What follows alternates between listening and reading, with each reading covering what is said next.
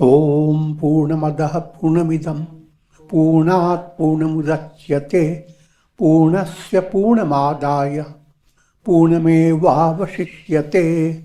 Om Shanti Shanti Shanti.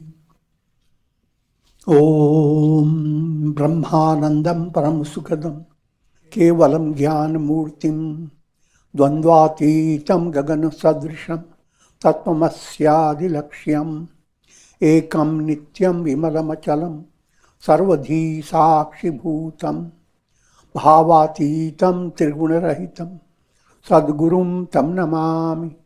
Om. Adoration to Sadguru, who is Brahman, the giver of supreme bliss, embodiment of pure consciousness, one without a second, vast as the ether, infinite, eternal, beyond the three gunas and their modifications, the supreme preceptor. Yoga Vasistha, Upashama Prakarana, section 71 continues, is giving insight into the highest goal, the soul that has attained the enlightenment and has ascended the 7 steps of Jnana Bhumikas. And that concluding steps of Jnana Bhumikas, known as Turiya, 4th, or better still, Turiya Tita. We count 4 from the point of view of 3 states of consciousness: waking, dream, deep sleep. The early state of your awakening is like waking state. When you go into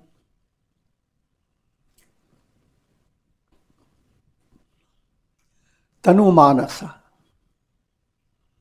Shubhecha Vicharana Tanumanasa, first you wake up waking, then you get into state which is matches up with dream, but the dream is -2 and what is matching up is +2.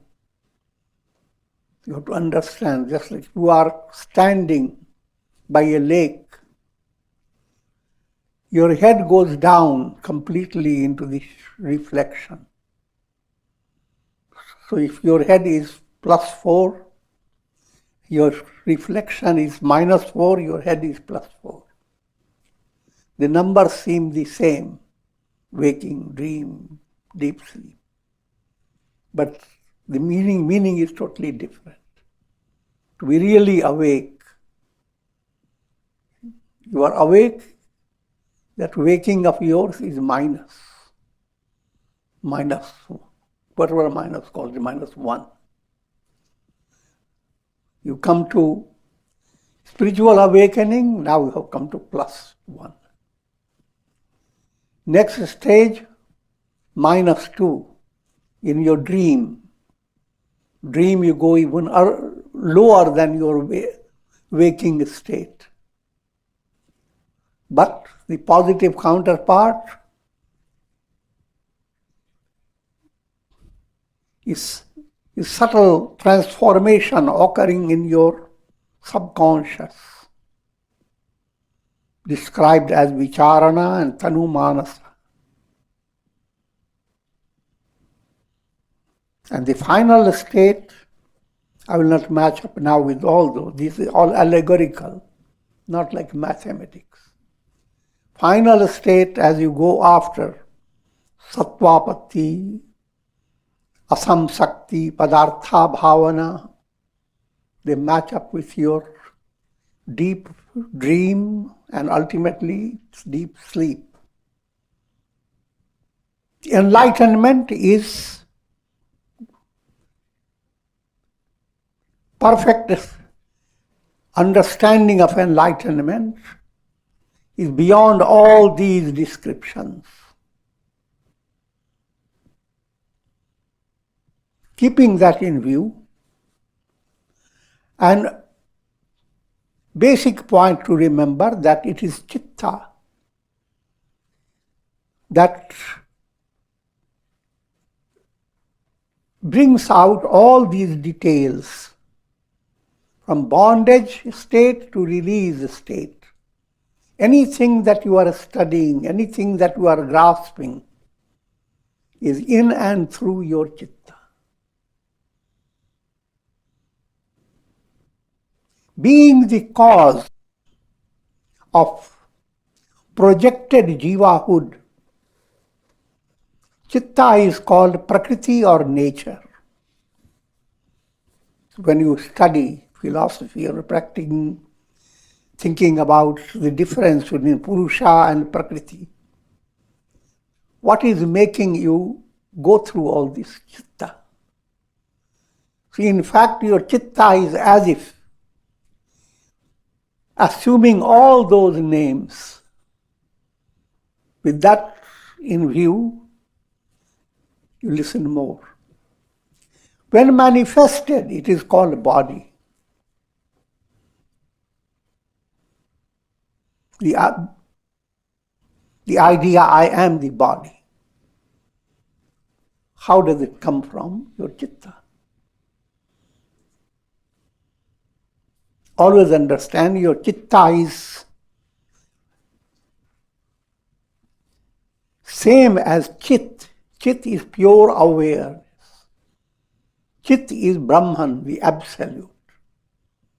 So Absolute with his magical power, and magical power being highlighted, now plays the role of Chitta. If you allow the Chitta to be enlightened, Chitta will fall back.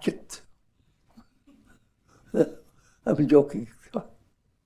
Chitta term also means we are falling back, falling on your back. With the predominance of the aspect of ignorance, it is called jada. Now, Chitta brings out two forces of Prakriti, vidya and avidya. Vidya is sattvic Prakriti, sattva predominating. Avidya is rajas. Tamas is also blended with it. Two types of knowledge guide the soul. One is called avidya, another is called vidya. Avidya is leading you to the worldly experience. Vidya leading you to liberation. But both are coming in and through your Chitta. With the aspect of knowledge, it is called Chetan. With the predominance of ignorance, it is called Jada. When you develop two types of vision, Vidya Drishti, Avidya Drishti. Through Vidya Drishti, you relate yourself to things that are Chetan, they are conscious. All animals, birds, human beings, even little worms. Wherever you see Chetan, you make a separation. This is conscious being and this stone is inert. The Jada Chetan difference. The inert is called Jada. Conscious beings are Chetan. These differences are also brought out by your Chitta. Thus, O Rama, swinging like a pendulum between the luminous self and ignorance, this apparent Chitta assumes various forms. So, having spoken of this through two aspects, Vidya and Avidya, Chitta makes a difference due to ignorance between Chetan and Jada. Chetan is spirit, Jada matter. Spirit and matter are always separate. brought about by Chitta. And it is in and through the Chitta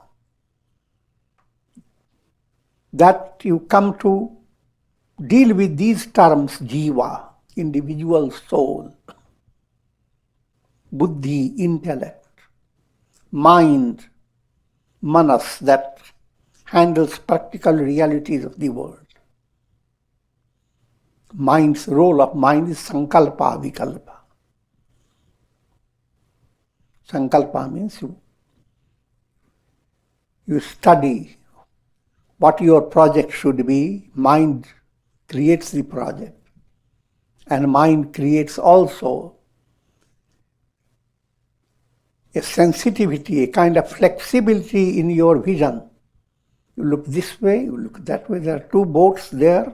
You have to cross the river. Which one you should choose? One aspect of choosing called sankalpa. Another aspect you don't choose, vikalpa. So all those functions come through your mind. And buddhi determines. While mind is fluctuating, buddhi taps the head of the mind. So this is the right one. Jiva, buddhi, mind, ahamkara, ego, all these are in and through the Chitta. This is a kind of elaborating upon the Raj Yoga Sutra, Yoga Chitta Vritti Nirodha. All this that you experience are on the basis of vrittis of the Chitta. O Rama, it is the jiva, the mind sustaining the reflection of the self, which is the cause of the world process. For very easy understanding, always follow that example of pot with water. And the sun is reflecting in that water. Not only the sun, but the sky and the sun all enter your water. Now that reflected sun is the jiva. And water is basically the Chitta.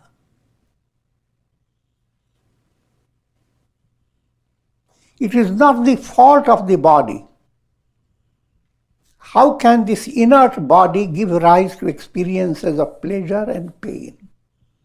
So when you are thinking about what causes pain and how can you end it, first state your mind goes after the body and develops a simple concept: if I didn't have rheumatism, I would have been so happy. Just giving you one joking way. But don't go on blaming the body. Body in itself, being inert, it can't give you pain. You have stools, chairs, and different things that are inert. They don't give you pain unless you misuse them.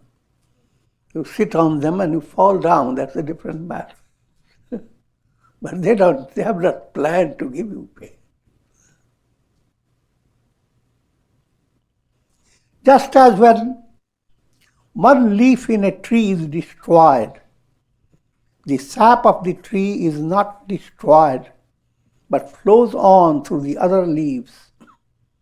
In the same manner, even when body is destroyed, jiva flows on to other bodies. There is no cause for fear.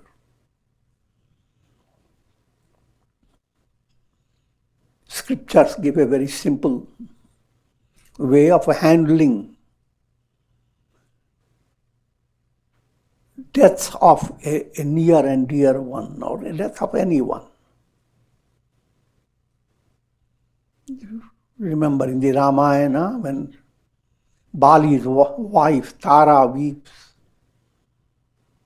before Bali's dead body, Rama says, "Oh Tara, why are you weeping? If you think Bali is his body, he is right there. But if you think Bali is his spirit, then why should you weep? Because the spirit has not been destroyed. Even the possibility of destruction of the Chitta should not be viewed with a sense of pathos. This entire Chitta movement that creates both Jada Chetan, the idea things are inert, the idea of difference, that living beings are Chetan, living beings are conscious, inert bodies versus living bodies. The type of difference that the mind, that we experience, is brought about by mind. His mind is unable to understand what the inert objects are, unable to understand how soul is different from the body. And soul and body all together essentially is Brahman. When the Chitta is destroyed by the force of self-realization, and then the goal of your life is to let vidya, knowledge, rule over avidya, ignorance. Rule over or just terminate ignorance. When vidya removes ignorance, avidya, when vidya removes avidya, Chitta is destroyed. Chitta that has been creating all these illusions. The destruction of Chitta, that's your goal. But try to handle it in your normal psychology.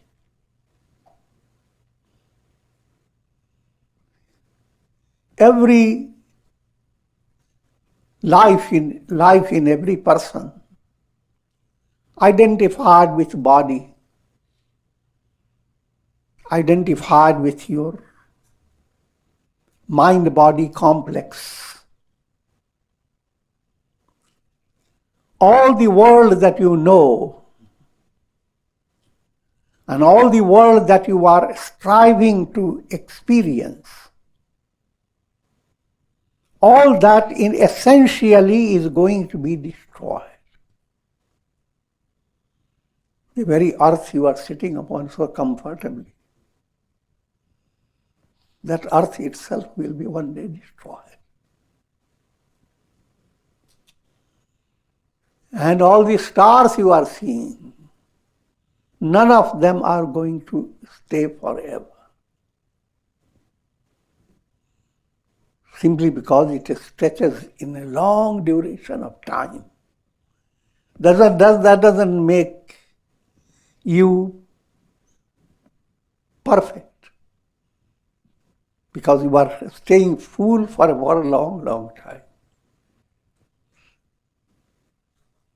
If a dream, pleasant dream, continues to stretch for a long time, that's not your real purpose. Because ultimately it has to terminate. Whether you have a pleasant dream or painful dream, whether you experience a heaven or a hell, that experience is not permanent experience. So any concept that you will attain Swarga and stay happy with your puppy and with your cat and with all your relatives forever. That's just a fairy tale. It's not fair.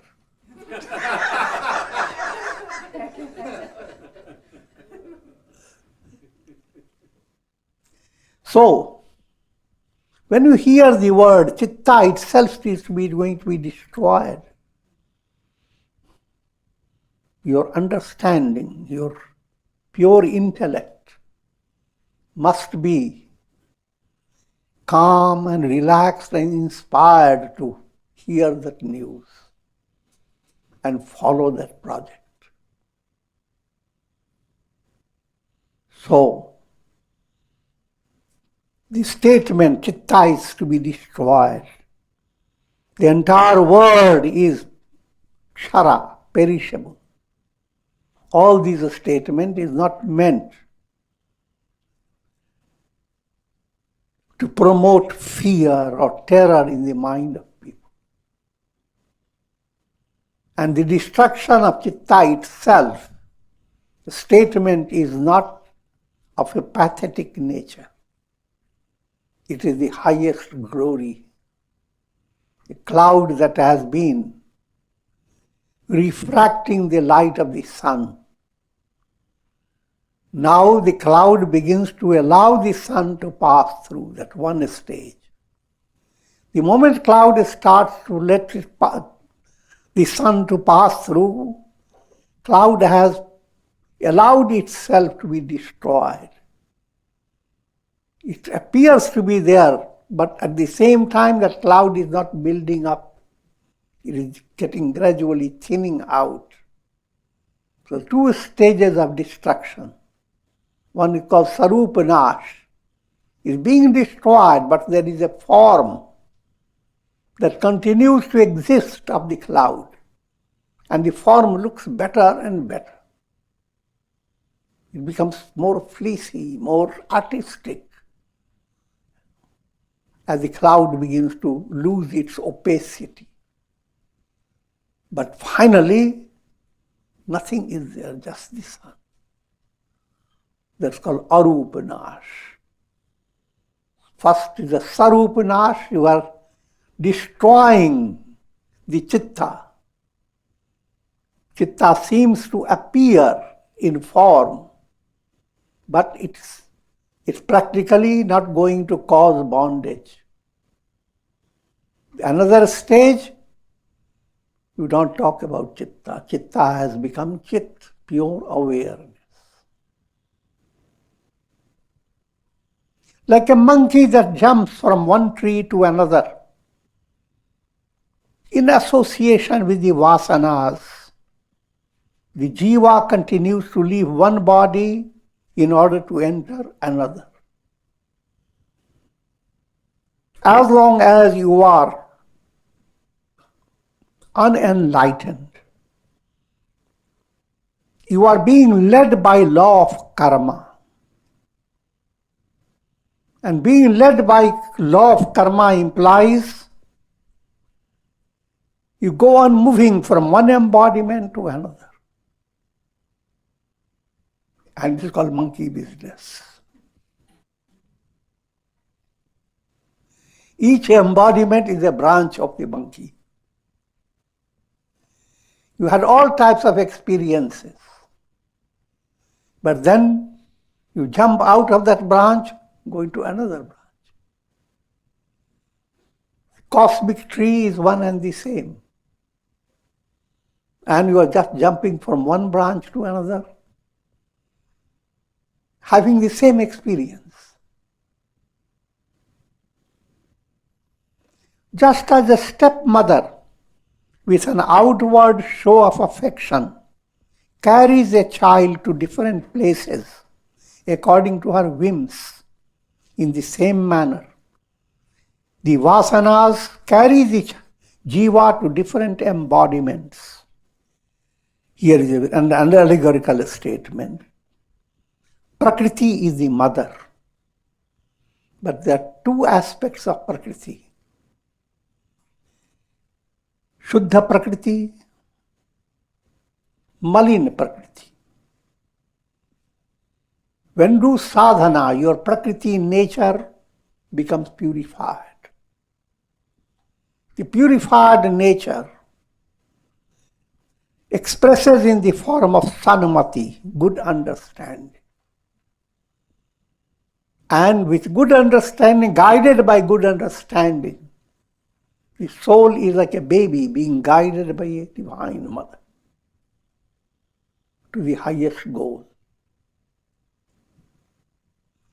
But if you have not purified your Chitta, now the Prakriti in you is impure. Manthara type. Not Kaikei, Manthara type. I'm referring to the Ramayana story. Now the impure Prakriti acts like a very affectionate mother, little too about affection, and tempts the soul. It's just like a jealous co-wife or a stepmother. She's dealing with a baby that is not her baby. So in the heart, there's no real love. But all the idea behind the stepmother is how to torture the baby and thereby torture the co-wife.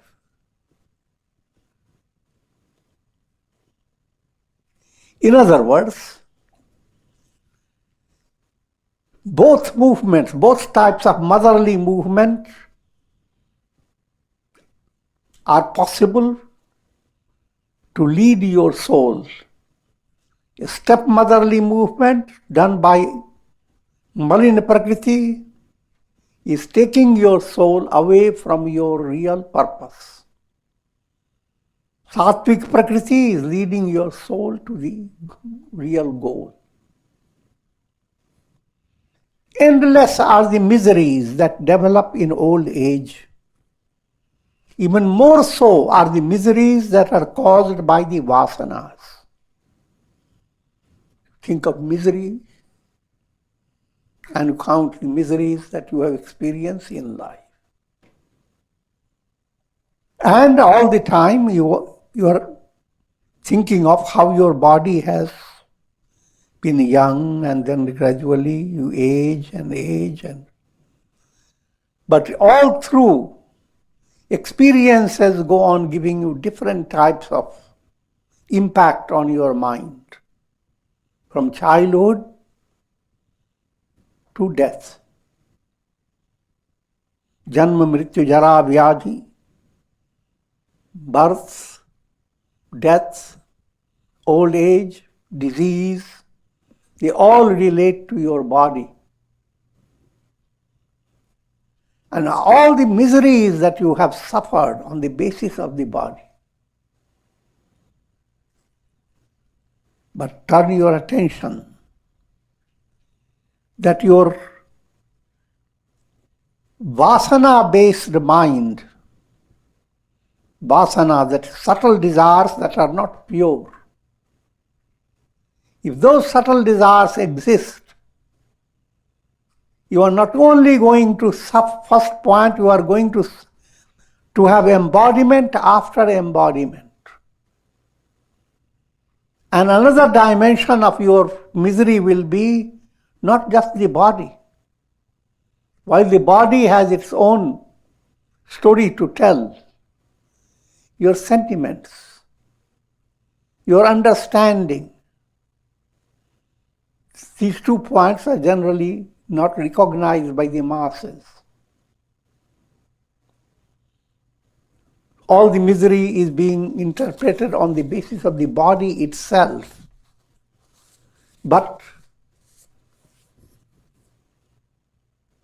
while you age, if you have developed internal love for God, if internally your mind is advancing, mind is not limited. Spiritual movement continues led by your sadhana, the power of mantra, power of faith. So in other words, there is a big difference between experiences that you have on the basis of your body, experiences that you have on the basis of your mind. So you have double trouble. Body's problems, mind's problems. Section 72 of Upashama Prakarana. And the topic is, grief is neither in the body nor in the self. That misery that you suffer, another term for that misery is grief. Just brief statement.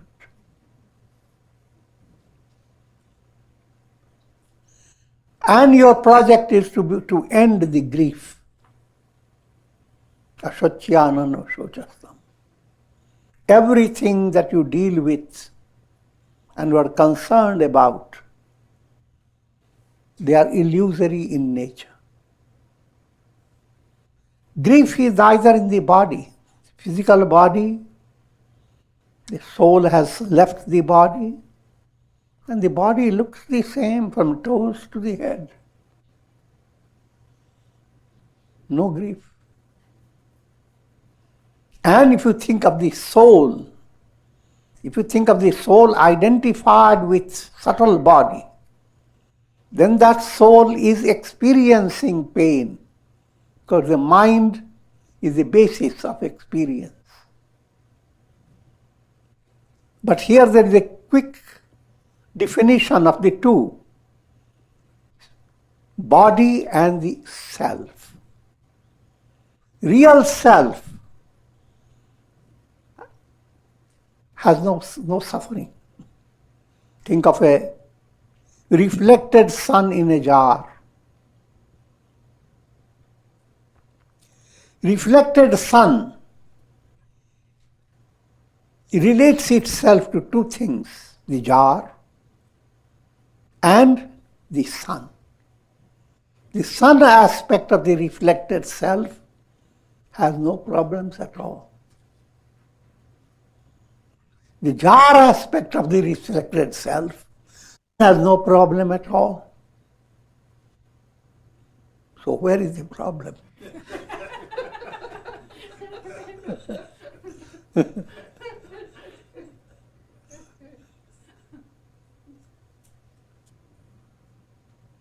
The problem is through your mind. The body is ever perishable.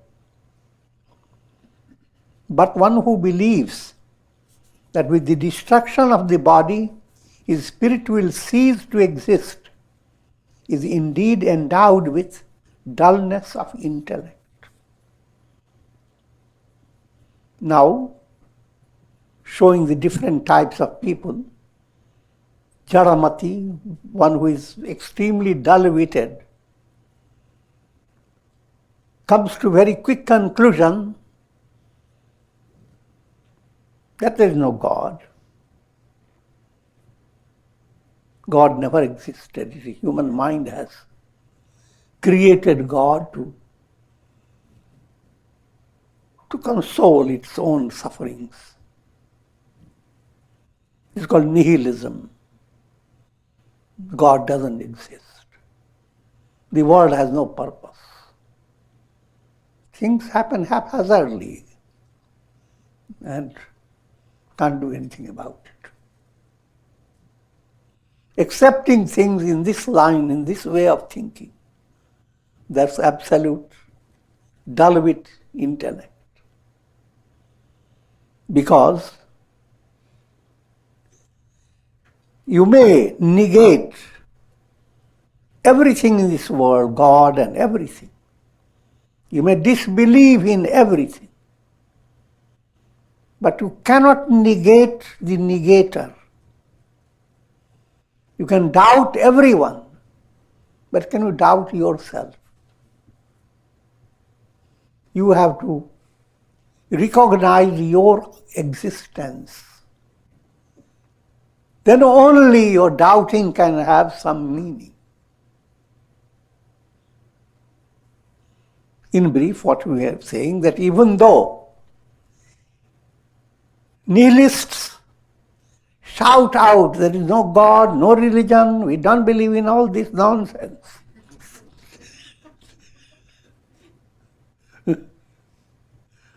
But while shouting out, the person believes in himself, his popularity.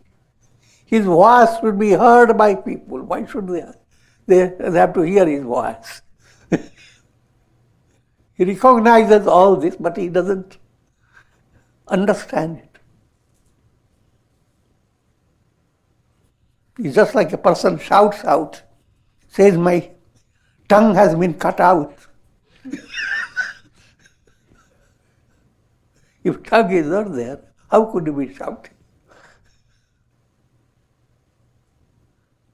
The horses that drive a chariot are not related to the chariot. The path pilgrims adopt is not related to them. The swamp and the mud of a lake are not related to the lake.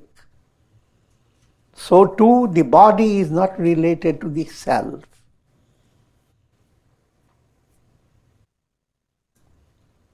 Pointing out called asanga. How to develop a vision that you are different from your body, different from your senses, different from everything that you do. And that's allegorically said. If you are you are in a chariot, old style simile, horses are not integral part of the chariot. Horses are separate. They can go away and chariot can be there. Paths that you adopt, they are not part of the chariot. Your chariot is separate from horses, from the paths you adopt, also the conditions that you face, swampy areas, muddy areas. All this relate to your body. Body is your chariot, body mindset. But none of them is related to the self. To understand this in a very simple way, reflected sun in a jar of water. You look into it, so many things are happening. But none of this has any relation with the sun. Sun, the reality of the reflected sun is the sun. Your reality is not your ego. Your reality is the absolute self.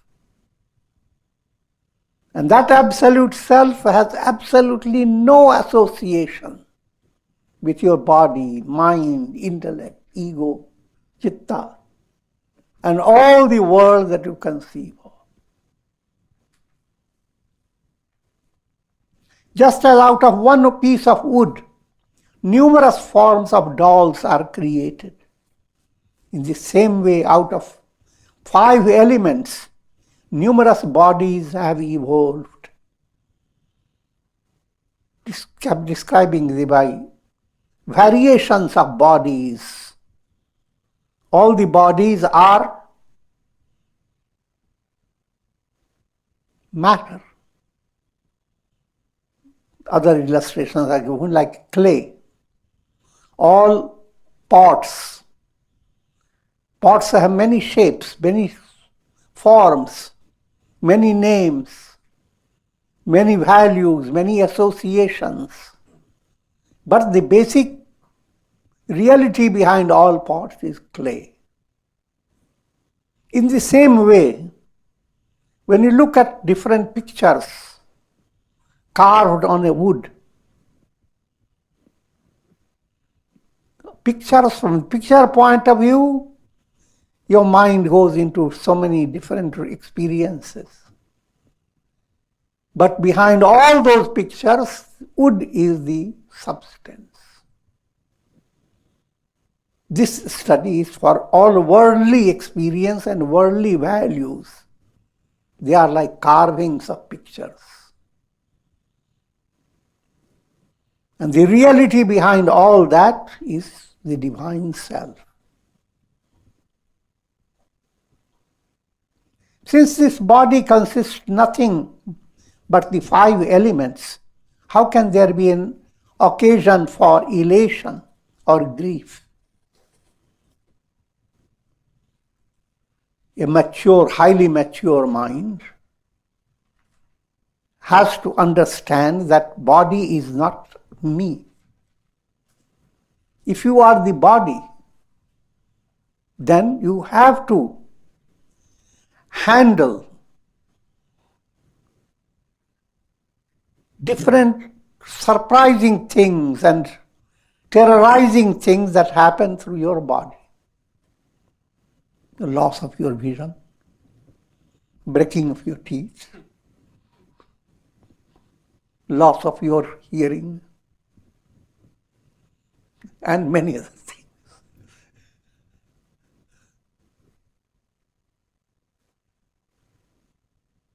If you understand this properly, then changes occurring in your body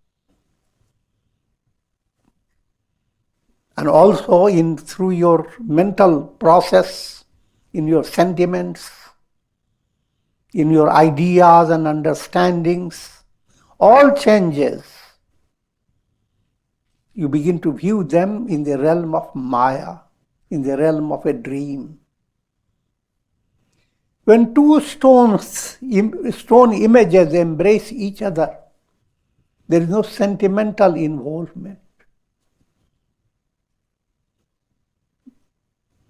Sometimes a very loving mother taking the baby in the arms, and both of them go to deep sleep. At that time, there is no relationship, even though bodies are related.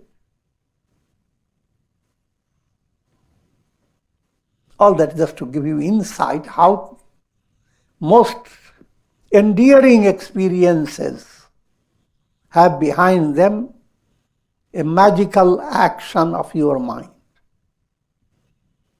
And that is not the truth. Having assumed the form of waves, the ocean goes about gathering straw, weeds, and wood. In the same manner, having assumed the form of the Chitta, the self goes about gathering body, mind, senses, and other forms of the not self. Ocean in itself gives you the idea of perfection, full. But come to the waves of the ocean. The waves are creating lots of things, so many variations. Ocean is the Chitta. Chitta without waves, ignoring the waves. But understand that Chitta sustains all the waves. This is a kind of explanation of the Raj Yoga statement. Yoga Chitta Vritti Nirodha. Yoga is the cessation of the vrittis of the Chitta. Ocean, if you understand, all these vrittis are just waves that do not in any way affect the ocean.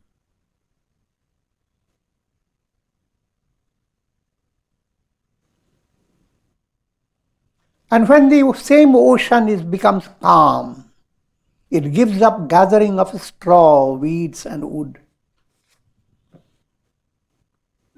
On the part of waves, you see gathering of lots of rubbish. On the part of the ocean, nothing. Calm. It gathers the light of the sun. All red, beautiful. Similarly, when enlightened by wisdom, the self gives up its identification with the body. All this is meant to lead your understanding towards the great truth, I am not the body. And what more? I am not the mind. Neither body nor the mind. That includes automatically all the details. Nothing exists, nothing belongs to me. I am neither body nor the mind. Immortal self am I. Many Vedantic sutras are there that highlight this point. Mano buddhi.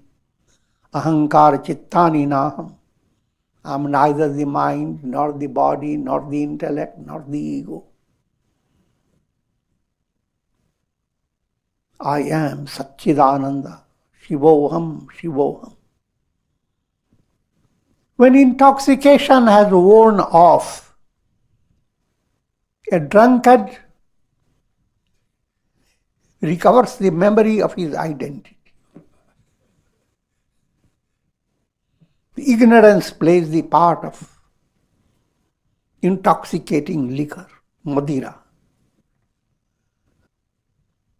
So too, when the veil of ignorance is removed by the knowledge, so what knowledge does? It removes that intoxication that was created by ignorance. And what removes it? Knowledge of the self, Atma-Gyan. Once that has been done, you come to your real identity. From a wrong identity, under intoxication, you come recover and recall, who am I? The spiritual movement is a divine recall. Your real nature is perfectly safe, untouched, absolute.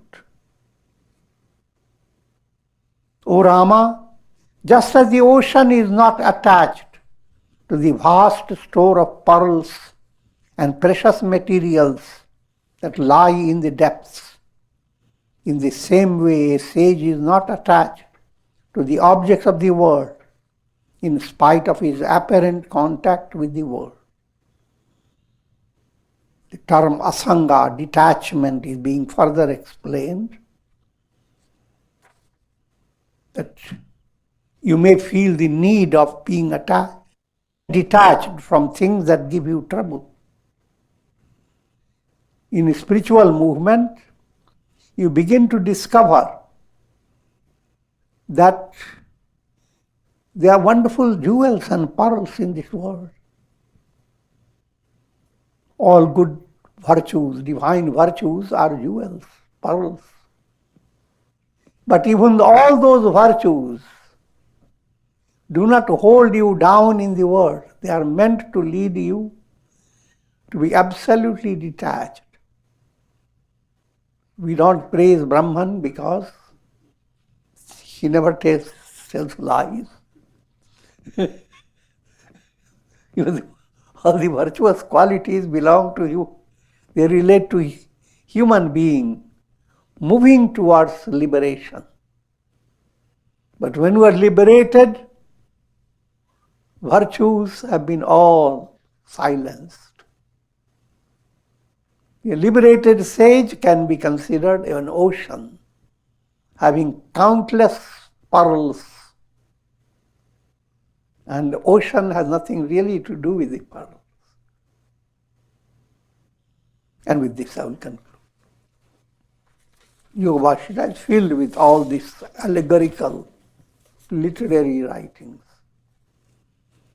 Om Trayambakam Yajamahe Sugandhim Pushtivardhanam Urvarukma Bandhanan Mrityor Mukshiyama Mritat Om Sarve Bhavantu Sukhina Sarve Santu Niramaya Sarve Bhadrani Pashyantu Ma Kashtiddukha Bhag Bhavet Asato Ma Sadgamaya Tamso Ma Jyotirgamaya Mrityor Ma Mritam Gamaya Om Purnamadaha Purnamidam Purnat Purnamudachyate Purnasya Purnamadaya Purnamevavashishyate Om Shanti Shanti Shanti.